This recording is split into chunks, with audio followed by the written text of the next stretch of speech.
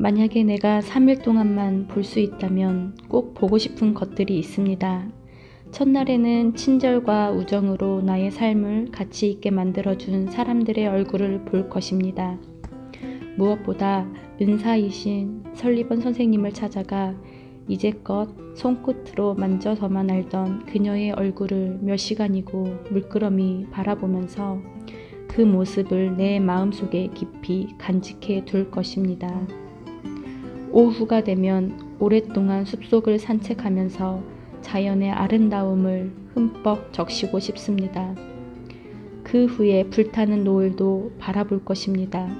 그리고 감사의 기도를 하고 싶습니다. 둘째 날은 인간 발전의 발자취를 보려고 박물관으로 갈 것입니다.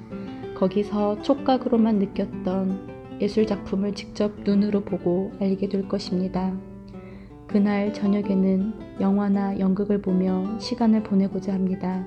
내 손의 감각으로는 도저히 알아차리지 못한 아름다움을 보고 싶습니다.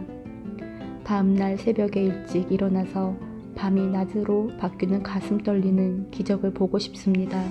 그리고 3일이 되는 마지막 날에는 많은 사람들이 오가는 평범한 길거리에서 시간을 보내고 싶습니다.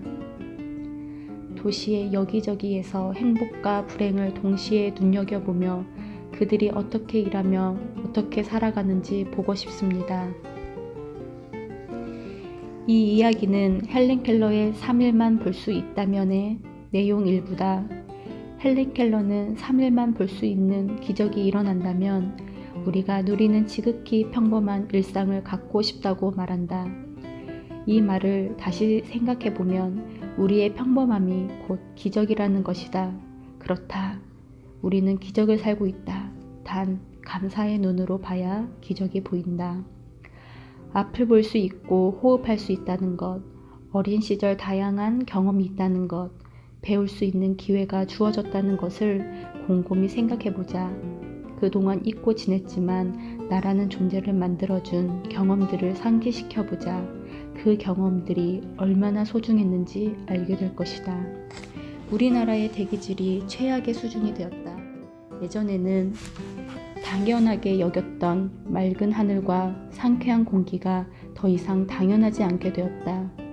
종종 미세먼지 수치가 낮아지면 얼마나 감사한지 모른다. 그동안 당연하게 누렸던 자연이 이제는 너무나 감사하다.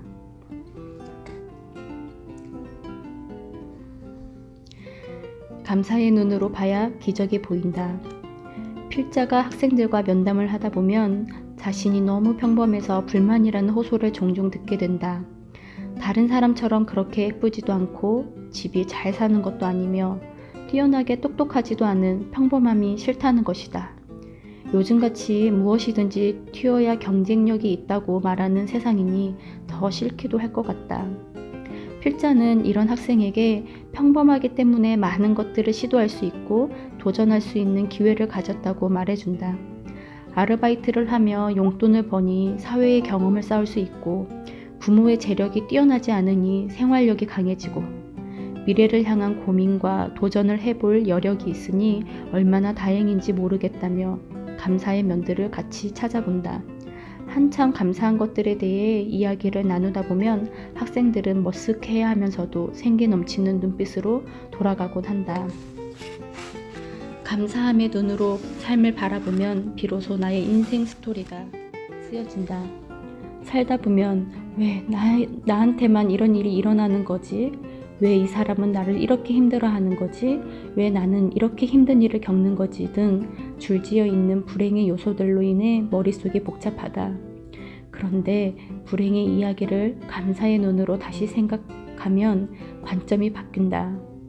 나에게 생긴 일 때문에 힘들었지만 많은 것을 배웠구나 하며 감사의 눈으로 바라보면 점점 상황이 다르게 인식된다. 그러는 순간 삶을 이야기하는 단어들이 변하게 된다. 원망과 고통, 어려움, 절망이 감사, 희망, 긍정이라는 단어로 바뀐다. 기적은 이렇게 시작된다. 우리의 평범한 일상들을 감사의 눈으로 들여다보니 수많은 축복으로 다가온다. 수많은 축복을 받는 우리는 기적의 삶을 사는 것이다. 우리의 평범한 일상들을 감사의 눈으로 들여다보니 수많은 축복으로 다가온다. 수많은 축복을 받은 우리는 기적의 삶을 사는 것이다. 평범했던 나의 일상이 기적이 되는 순간들이다. 평범한 나의 존재가 기적과 같은 존재가 되고 늘상 누렸던 하루가 소중한 시간이 된다. 우리의 평범한 일상들을 감사의 눈으로 바라보고 다음 활동지에 작성해보자.